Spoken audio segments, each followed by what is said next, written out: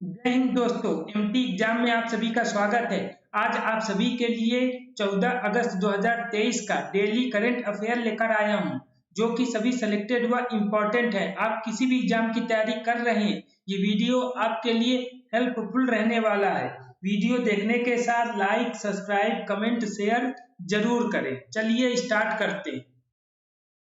पहला प्रश्न, विभाजन विभीषका स्मृति दिवस मनाया जाता है, तो ये कब मनाया जाता है? तो ऑप्शन नंबर सी 14 अगस्त को मनाया जाता है। इसकी शुरुआत 2021 से हुई है।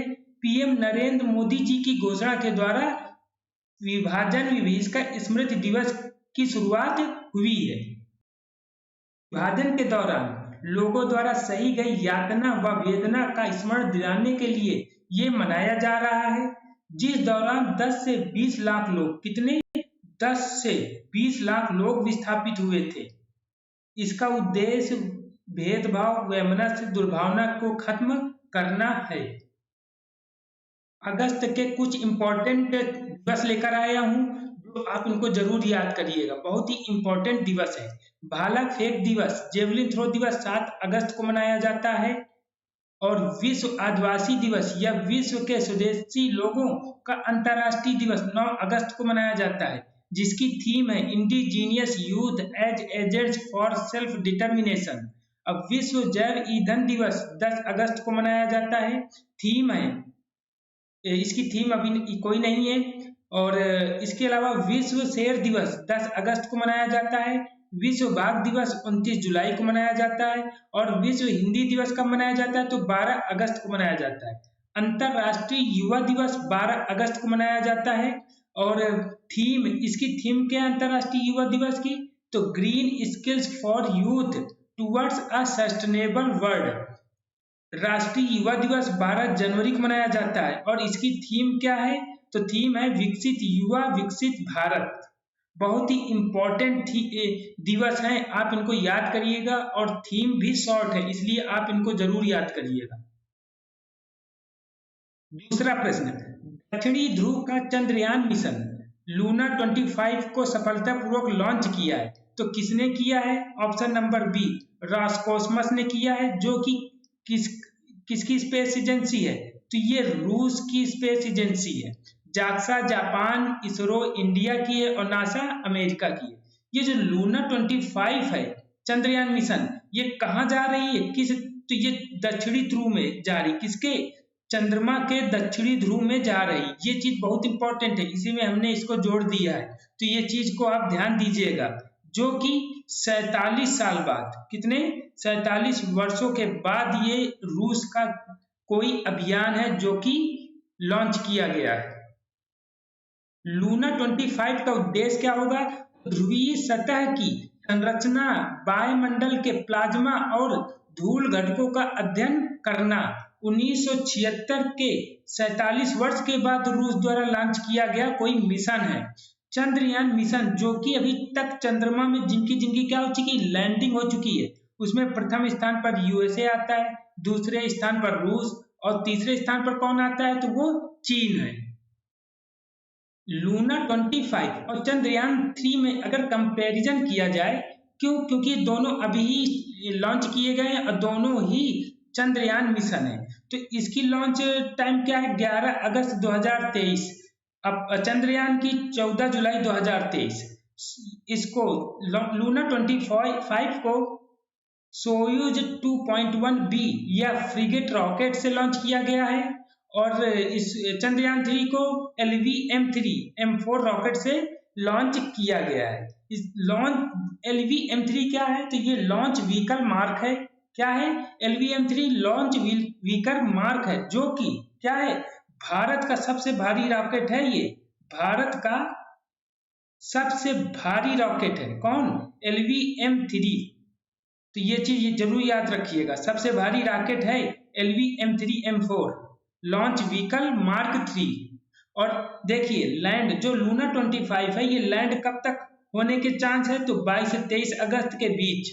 और चंद्रयान 3 तो ये 23 अगस्त को लैंड करने का अनुमान लगाया जा रहा है। और जो चंद्रयान मिशन है, इसमें जो लैंडर है, क्या है? जो लैंडर है उसका नाम क्या रखा गया है? तो उसका नाम विक्रम है। क्या नाम है? विक्रम। और जो रोवर है, क्या है? रोवर।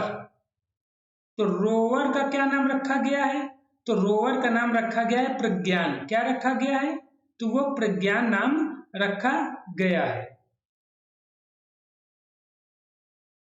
तो इस प्रकार चंद्रयान 3 का रोवर कौन है? प्रज्ञान है। और लैंडर क्या है? विक्रम है। और LVM-3 यानी कि लॉन्च व्हीकल मार्क 3, इसका फुल फॉर्म भी पूछा जाता है। अगर आपको लिखना तो लिख लीजिएगा। भारत का सबसे भारी रॉकेट है लॉन्च व्हीकल मार्क 3। तीसरा प्रश्न, हाल ही में इंटरपोल ग्लोबल एकेडमी नेटवर्क का 10वां सदस्य बना है। तो कौन बना है? तो CBI बना है। CBI जिसको क्या कहते हैं? केंद्रीय अन्वेषण ब्यूरो। इसकी स्थापना 1963 में हुई है। हेडक्वार्टर कहाँ है? न्यू दिल्ली में। और निदेशक कौन है? प्रवीण सूद। तो इंटरपोल किसमें? Interpol global academy network. Interpol global academy network में कौन शामिल हुआ है? तो CBI अकादमी।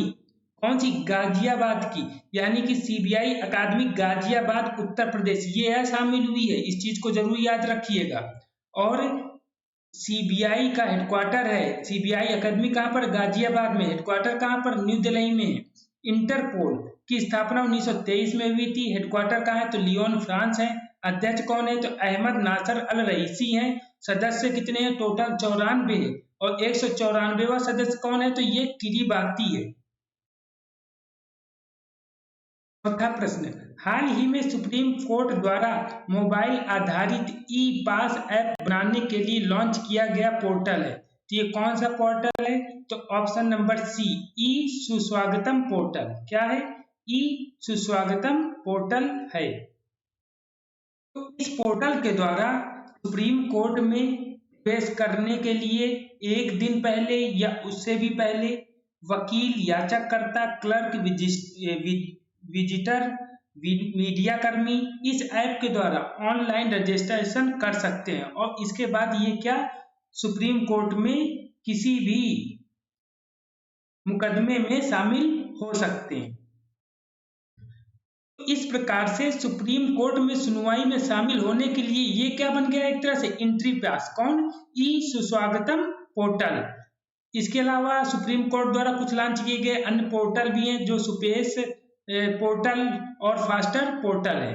सुप्रीम कोर्ट के जो मुख्य न्यायाधीश वर्तमान में कौन है? तो DY चंद्रचूड़ है, जिनको क्या कहा जाता है? धनंजय चंद्रचूड़, जो कि 50वें नंबर के हैं। बहुत ही इंपॉर्टेंट है, 50वें नंबर के हैं। स्थापना इसकी कब हुई थी? 1 अक्टूबर 1937 को। तो इस प्रकार आजादी के पहले 1 अक्टूबर 1937 को इसकी स्थापना संघीय न्यायालय के रूप में हुई थी। और आजादी के बाद 28 जनवरी 1950 को सुप्रीम कोर्ट की स्थापना उच्चतम न्यायालय के रूप में हुई थी। इसमें टोटल सदस्य वर्तमान में कितने हैं? तो 33 + 1। एक मतलब क्या है? ये चीफ जस्टिस। तो इस तरह टोटल कितने हो जाते हैं? 34। पांचवा प्रश्न, हाल ही में इंदिरा गांधी मुफ्त स्मार्टफोन योजना 2023 प्रारंभ की है। तो ये किसके द्वारा प्रारंभ की गई है? ऑप्शन नंबर डी, राजस्थान में। और इसकी शुरुआत कहाँ से हुई है? तो मानवगढ़ बांसवाड़ा जिले से इसकी शुरुआत की गई है। इस योजना में 1,35,00,000 महिलाओं को, कितनी? 1,35,00,000 महिलाओं को इससे लाभान्वित किया जाएगा, जिसमें इनको इंटरनेट, वॉइस कॉल, मुफ्त डेटा वाला स्मार्टफोन दिया जाएगा। इसके अलावा 9 से 12, जो 9 से 12 क्लास की कौन है? छात्राएं। कौन? 9 से 12 क्लास की गवर्नमेंट कॉलेज की जो छात्राएं हैं, विधवाएं हैं, मनरेगा में जिसने भी 100 दिन पूरी कर लिए होंगे उन महिलाओं को दिया जाएगा। इसके अलावा इसकी योग्यता में वार्षिक आय 2.5 यानी कि 2.5 लाख से कम वेतन हो, वार्षिक हो, उनको इस योजना से लाभान्वित किया जाएगा। और क्या होना चाहिए? और इस राज्य का निवासी भी होना चाहिए, उसको तभी इस योजना से लाभान्वित किया जाएगा। इस योजना में जो भी आपको बता दिया है इतना ही पर्याप्त है। अगर आपको और ज्यादा लिखना है, पढ़ना है, तो उसको जो बोला है उसको आप लिख लीजिएगा, लेकिन आपको इतना, इससे ज्यादा जरूरत इसमें नहीं पड़ेगी। छठा प्रश्न, प्रसिद्ध भौतिक वैज्ञानिक विकास सिन्हा का हाल ही में निधन हो गया है, तो इन्हें कौन कौन सा पुरस्कार मिला है? तो इनको पद्मश्री भी मिला है और पद्म भूषण भी मिला है, यानी कि ऑप्शन नंबर डी सही होगा।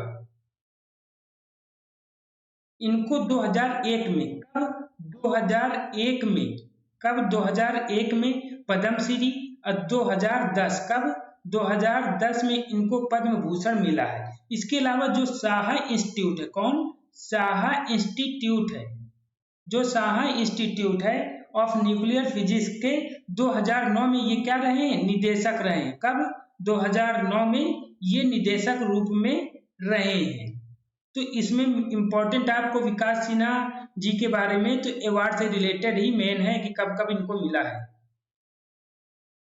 सातवां प्रश्न, केंद्र सरकार द्वारा चुनाव आयुक्त की नियुक्ति को लेकर किसमें? राज्यसभा में। बहुत इंपॉर्टेंट चीज है ये, ऐसे क्वेश्चन भी पूछे जाते हैं।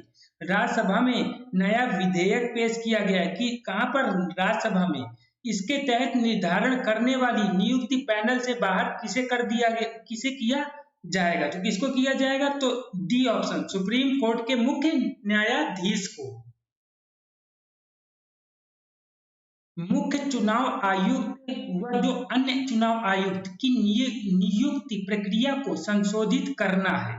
इसके द्वारा चयन पैनल में अब कौन कौन होंगे? तो प्रधानमंत्री होंगे, लोकसभा के विपक्ष का नेता होगा और कौन होंगे? कैबिनेट मंत्री। अब यही तीन लोग मिलकर क्या करेंगे? मुख्य चुनाव आयुक्त व अन्य चुनाव आयुक्त की नियुक्ति करेंगे। विधेयक में कहा गया है कि मुख्य चुनाव आयुक्त व अन्य चुनाव आयुक्त दोबारा नियुक्ति के पत्र नहीं होंगे, यानी कि इनको दोबारा नियुक्ति के पात्र नहीं होंगे, मतलब दोबारा इनको नियुक्ति नहीं दी जाएगी।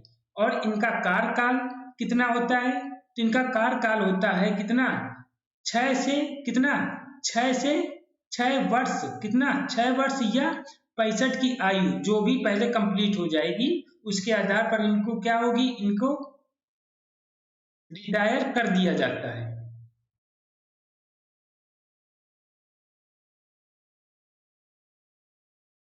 आठवां प्रश्न, भारत का पहला कृषि डेटा एक्सचेंज ADEX और कृषि डेटा प्रबंधन फ्रेमवर्क ADMF लॉन्च किया गया है, तो ये किसके द्वारा लॉन्च किया गया है? तो ऑप्शन नंबर ए, तेलंगाना के द्वारा लॉन्च किया गया है। ADEX का फुल फॉर्म होता है एग्रीकल्चरल डाटा एक्सचेंज और ADMF का फुल फॉर्म होता है agriculture data management framework. Telangana के वर्तमान सीएम कौन है? तो चंद्रशेखर राव है। कौन है वो? चंद्रशेखर राव कौन है? सीएम है। और यहाँ के वर्तमान गवर्नर कौन है? तो गवर्नर कौन है? तो वो है तमिलसाई सुंदर राजन है। कौन है? तमिलसाई सुंदर राजन कौन है? यहाँ के गवर्नर है। और यहाँ की टोटल जिले यानी कि डिस्ट्रिक्ट यहाँ पर टोटल कितने हैं? तो ये 33 है। विधानसभा सीटें कितनी हैं? तो 119 है। लोकसभा सीटें कितनी हैं? तो 17 है। और राज्यसभा सीटें कितनी हैं टोटल? तो वो 7 हैं। टोटल कितनी है? तो 7 है।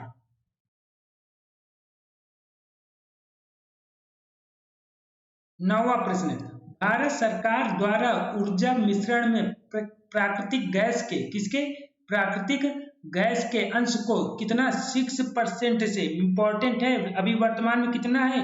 6% है। 6% से बढ़ाकर कितना करना है? 15%। ये भी बहुत इंपॉर्टेंट है, दोनों चीजें याद करनी है। 6% से बढ़ाकर 15% तक करने का लक्ष्य रखा गया है। तो 15% कब तक करने का लक्ष्य रखा गया है? तो इसको 2030 तक में करने का लक्ष्य रखा गया है। भारत का लक्ष्य 2030 तक प्राकृतिक गैस हिस्सेदारी को 3 गुना बढ़ाकर कितने परसेंट का करना है? 15%। वर्तमान में पेट्रोलियम और प्राकृतिक गैस मंत्री कौन है? तो हरदीप सिंह पुरी है। देखिए करंट पढ़ाते पढ़ाते 3-4 मंत्री हो चुके हैं इस तरह से, तो इनको अच्छे से याद जरूर करिएगा। वाहन ईंधनों में इथेनॉल का 20% उपयोग 2025 तक करने के लिए शुरू किया गया अभियान कौन सा है? तो वो E20 है। इंपॉर्टेंट है। कौन सा अभियान है? तो E20 है। ऊर्जा स्वतंत्र भारत को कब तक बनाना है? 2047 तक। शून्य कार्बन उत्सर्जन कब तक भारत को करना है? तो 2070 तक। ICMR यानी कि Indian council of medical research registry, क्या है ये? Indian council of medical research की रजिस्ट्री यानी आंकड़ों के अनुसार भारत में कैंसर के मामलों में शीर्ष राज्य बन गया है। तो कौन शीर्ष राज्य बन गया है? तो वो उत्तर प्रदेश बन गया है। पिछले साल भी ये प्रथम शीर्ष राज्य पर भी कौन था? ये उत्तर प्रदेश ही था। मार्च में जो रिपोर्ट आई थी, ये कब की रिपोर्ट है? ये जो अभी ये न्यूज बता रहे हैं आपको इसकी, ये तो अभी हाल ही में आई है। ये जो आया है भारत में कैंसर के मामलों में शीर्ष राज्य बन गया कौन? उत्तर प्रदेश। लेकिन ये जो मार्च की एक रिपोर्ट आई है उसके अनुसार भारत में कैंसर के मामले 2022 में 14.6 लाख से बढ़कर 2025 तक में कितनी होनी है? 15.7 लाख होने का अनुमान लगाया गया है। ये सरकार की रिपोर्ट है। ये कब? मार्च 2023 की रिपोर्ट है ये। इसके अलावा भारत के कैंसर के मामलों में शीर्ष राज्य कौन हो गया? तो दूसरा स्थान होगा किसका? महाराष्ट्र का। 2022 में टोटल कितने? 2.1 लाख लोग ऐसे थे जिसमें कैंसर के मामले भारत में उत्तर प्रदेश में पाए गए। और 2020 में कितने? 2020 में कितना हो गया? 2. इस रिपोर्ट के अनुसार 2022 में 2022 में जो रिपोर्ट 2023 की आई, इसके अनुसार 2022 में 2.1 लाख क्या है? कैंसर के मामले पाए गए हैं। और 2020 की जो 2020 में क्या?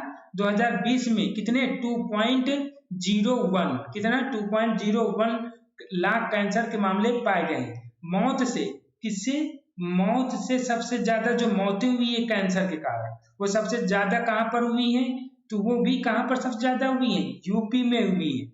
लगभग कितनी? 1.6 लाख से भी अधिक क्या हुई? मृत्यु हुई, मौत सबसे ज्यादा कहां हुई? यूपी में हुई है। यूपी के स्वास्थ्य मंत्री कौन है? तो ये भी यूपी के लिए काफी इंपॉर्टेंट है जो यूपी की तैयारी कर रहे हैं यूपीएससी की। तो स्वास्थ्य मंत्री कौन है यहाँ के? तो वो कौन है? तो वो जय प्रताप सिंह है। कौन है? जय प्रताप सिंह है। कौन है वो? जय प्रताप सिंह। 11वां प्रश्न, इसरो द्वारा छोटे उपग्रहों का प्रक्षेपण के लिए नया स्पेस पोर्ट बनाएगा। कहां पर बनाएगा? ऑप्शन नंबर डी, कुलशेखरपट्टिनम में। कहां पर? कुलशेखरपट्टिनम। ये पड़ता कहाँ है? तमिलनाडु में पड़ता है। कहां पर? तमिलनाडु में। थूथुकुडी जिला, ये जो पड़ता है कहां पर पड़ता है? तो थूथुकुडी जिला तमिलनाडु में पड़ता है। छोटे उपग्रहों का प्रक्षेपण यहाँ पर होगा जिसमें SSLV का प्रक्षेपण किया जाएगा जो कि स्मॉल सैटेलाइट लॉन्चिंग व्हीकल है। थूथुकुडी जिला में अभी हाल ही में आथूर पान पत्ता है उसको GI टैग मिला है। और थूथुकुडी जिला में ही जो स्थान है आदिचनलेर प्रतिष्ठित संग्रहालय है यहाँ पर। 12वां प्रश्न, हाल ही में चर्चा में रहा माउई द्वीप जो कि हवाई प्रांत में पाया जाता है, ये कहाँ स्थित है? अमेरिका में स्थित है। हवाई प्रांत में ही क्या है? मोना लाव ज्वालामुखी है। और ये चर्चा में रहने का प्रमुख कारण क्या है? शुष्क हवा के कारण। किसके? शुष्क हवा के कारण यहाँ पर क्या हुआ है? यहाँ पर भीषण आग लग गई है। क्या लगी है? यहाँ पर भीषण आग लगी है। यहाँ पर ये क्या है? कनाडा है। कनाडा के बगल में ये क्या है? यूनाइटेड स्टेट है। और नीचे क्या है? मैक्सिको। तो यूनाइटेड स्टेट का ही ये एक स्थान है। कौन? ये माउई द्वीप। क्या? माउई द्वीप जो कि हवाई प्रांत का ही एक स्थान है। यहाँ पर ही क्या हुआ? यही चर्चे में रहा है जो कि यहाँ पर भीषण आग में लगने का कारण। 13वां प्रश्न, 24x7 वीडियो बैंकिंग सेवा प्रदान करने वाला देश का पहला बैंक बन गया। कौन बन गया है? तो ये AU स्मॉल फाइनेंस बैंक। कौन? AU स्मॉल फाइनेंस बैंक बन गया है जिसके द्वारा वित्तीय लेन देन, क्रेडिट कार्ड, पूछताछ, समस्या समाधान, ये सब चीजें क्या होगी? इस बैंक के द्वारा 24x7 टाइम दिया जाएगा यानी कि 24 आवर और पूरे 7 दिन। इसके अलावा देश का सबसे बड़ा कौन? ये भी बहुत इंपॉर्टेंट है। क्या? देश का सबसे बड़ा, देश का सबसे बड़ा, सबसे बड़ा क्या है? तो ये है स्मॉल फाइनेंस बैंक है। क्या है? स्मॉल फाइनेंस बैंक है। ये देश का सबसे बड़ा बैंक है। आज आपको जीके के पिटारा में कुछ भी नहीं पढ़ाया जाएगा, इसलिए कि आप इन चीजों को जरूर करें। पिछले वीडियो को अगर आपने अभी जीके के पिटारे क्वेश्चन नहीं पढ़े तो पिछले करंट को देखकर उसमें से जो भी हैं वो आप लिखकर उनको अच्छे से आज आप रिवीजन करें। तो आपको आज रिवीजन का मौका देने के लिए आज करंट जीके इस पिटारा जीके में आगे नहीं बढ़ाया गया है, तो उसको आप याद करिए, कल आपके लिए इससे आगे बढ़ेंगे। ठीक है। पीडीएफ पाने के लिए आप हमारे टेलीग्राम एमटी एग्जाम ऑफिशियल को जरूर अपने टेलीग्राम में कनेक्ट करें।